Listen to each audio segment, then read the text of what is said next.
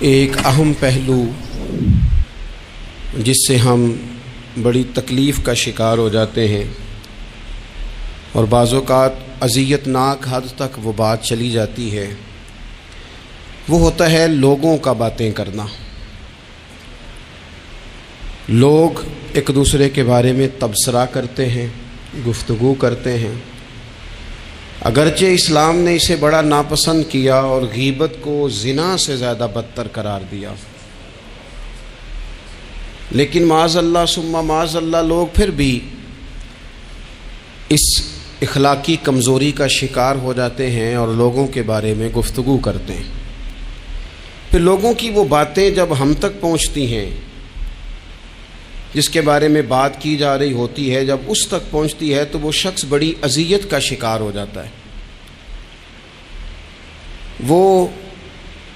ذہنی تکلیف میں بھی آتا ہے، کرب میں بھی مبتلا ہوتا ہے، اور بعض اوقات خدا معاف فرمائے تو بعض لوگوں میں مایوسی بھی پھیل جاتی ہے۔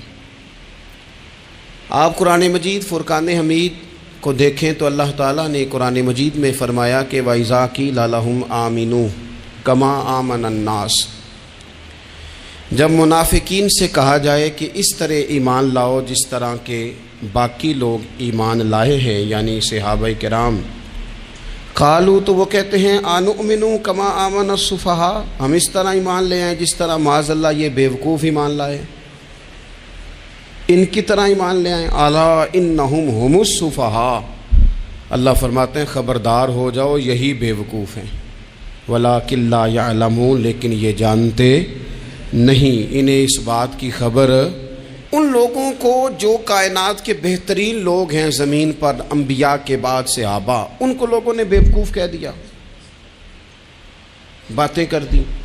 آپ قرآن مجید دیکھیے سورہ قلم کے اندر اللہ تبارک و تعالی نے اس بات کا بھی جواب ارشاد فرمایا ہے، جب لوگوں نے کہا تھا کہ معاذ اللہ حضور تو مجنون ہے، تو اللہ نے فرمایا محبوب آپ رب کے فضل سے مجنون نہیں ہیں،